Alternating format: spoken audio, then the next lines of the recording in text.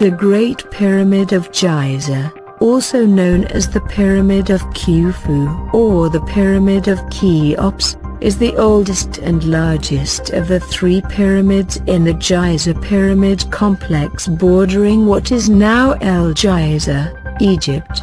The other two belonging to the pharaohs Khufu and Menkaure. It is the oldest of the seven wonders of the ancient world, and the only one to remain largely intact. Although the Great Pyramid has survived till this day, it has not escaped from weathering and has a drastically different look from when it was newly completed. Based on a mark in an interior chamber naming the work gang and a reference to the 4th dynasty Egyptian second pharaoh, Khufu, Egyptologists believe that the pyramid was built as a tomb over a 10 to 20 year period concluding around 2560 BC. Initially at 146.5 meters, 481 feet, the Great Pyramid was the tallest man-made structure in the world for more than 3,800 years. It is believed royal tombs were built into the ground and covered with a type of monument known as a mastaba. These were rectangular, flat-topped structures with inward-sloping sides that were constructed using mud bricks. The first pyramid was built by Djezar, the founder of the 3rd dynasty, at Saqqara, although the age of all the pyramids remains an area of contention. The Pyramid of Djezar, known also as the Step Pyramid, consists of 6 mastabas of decreasing size and its design has been attributed to Imhotep. It has been estimated that up to 2.4 million stone blocks, each of which had to be cut and dressed before they could be used for the construction of the pyramid. The core of the Great Pyramid consists mainly of rough blocks of limestone that were quarried at the Giza Plateau. This limestone, however, is of low quality and has a brownish-yellow color. Within the Great Pyramid is the central chamber, which contained the pharaoh's sarcophagus. Reddish pink granite was used to construct the chamber, as it was able to support the weight of the stone blocks above it. Originally, the Great Pyramid was covered with blocks of limestone that came from Tura, about 129 kilometers, 80 miles, away, on the other side of the Nile. These casing stones served to cover the brownish-yellow limestone that was used to construct the pyramid's core. Moreover, the Tura limestone made the Great Pyramid dazzling white, which would have made it highly visible, even from afar away. One of the original casing stones for the Great Pyramid, circa 2570 BC, most of which were removed during medieval times. This block was found in the rubble surrounding the pyramid. Today, however, the Great Pyramid is no longer dazzling white, as the Tura limestone blocks were removed during the Middle Ages. During the 14th century, a massive earthquake loosened many of the outer casing stones. The dislodged stones were taken by the Babi Sultan, and Nasir ad-Din al-Husayn in 1356 to build mosques and fortresses in nearby Cairo. The casing stones that were left on the Great Pyramid continued to collapse in the subsequent centuries, leaving piles of rubble at the monument's base.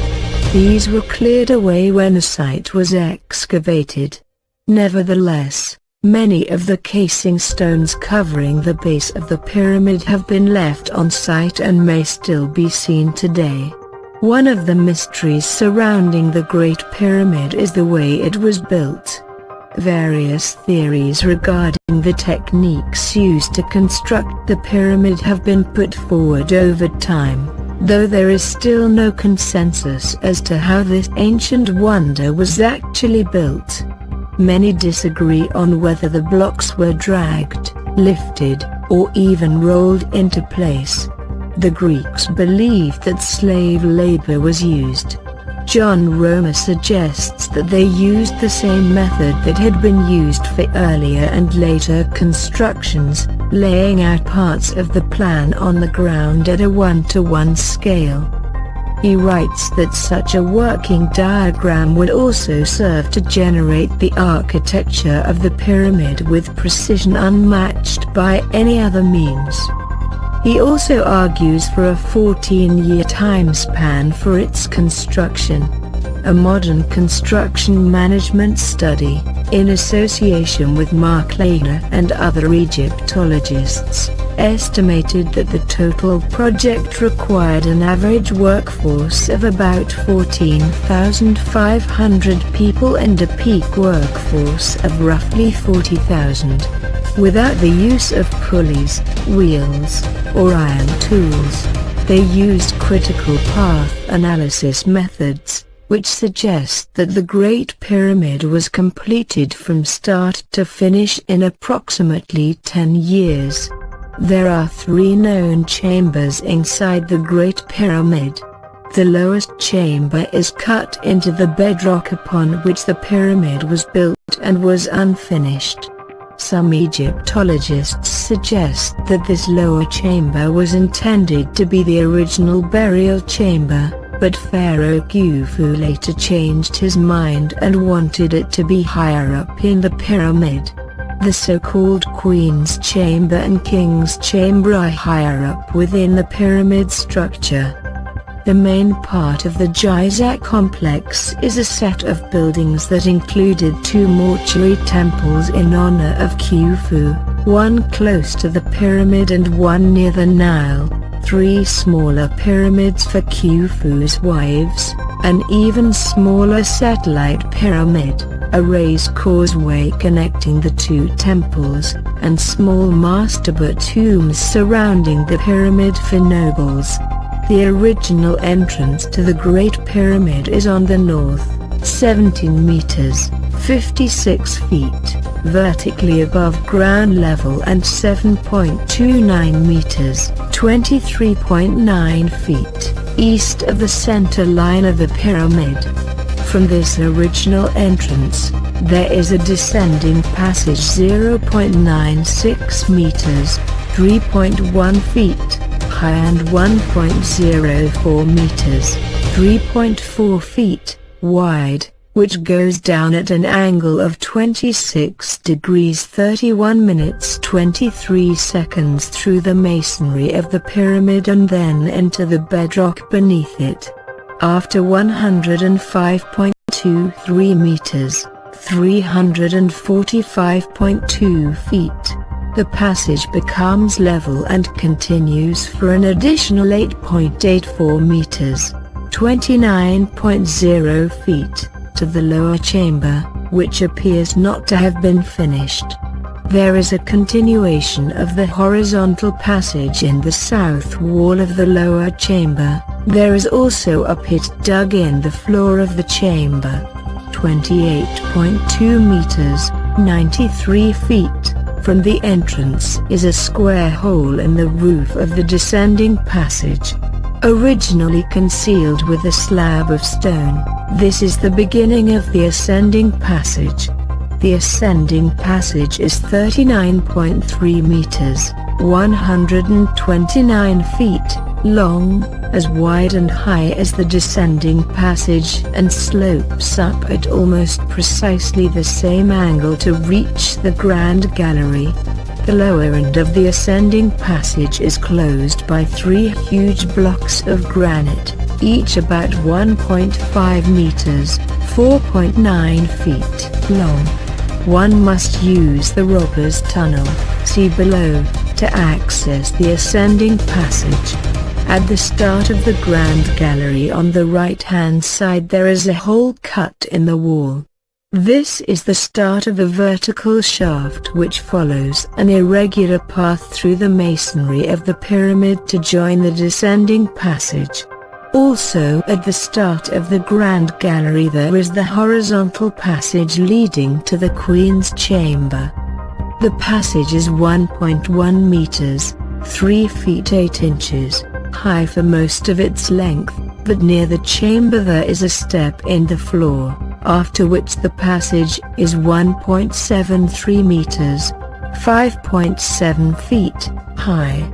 In 2017, scientists from the Scan Pyramids project discovered a large cavity above the Grand Gallery using muon radiography, which they called the Scan Pyramids Big Void.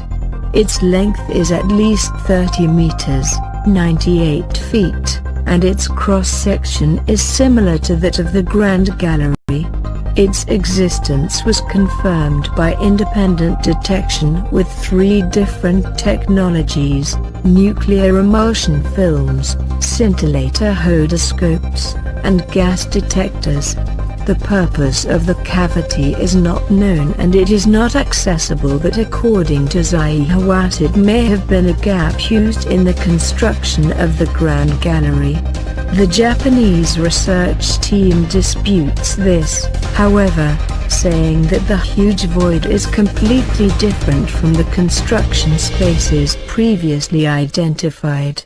Several doors have been found in the Queen's chambers and along the pyramid's turns and twists. Today tourists enter the Great Pyramid via the Robbers Tunnel, a tunnel purportedly created around AD 820 by Caliph al-Mamun's workmen using a battering ram. The tunnel is cut straight through the masonry of the pyramid for approximately 27 meters, 89 feet, then turns sharply left to encounter the blocking stones in the ascending passage. It is believed that their efforts dislodged the stone fitted in the ceiling of the descending passage to hide the entrance to the ascending passage, and it was the noise of that stone falling and then sliding down the descending passage, which alerted them to the need to turn left. Unable to remove these stones, however, the workmen tunneled up beside them through the softer limestone of the pyramid until they reached the ascending passage.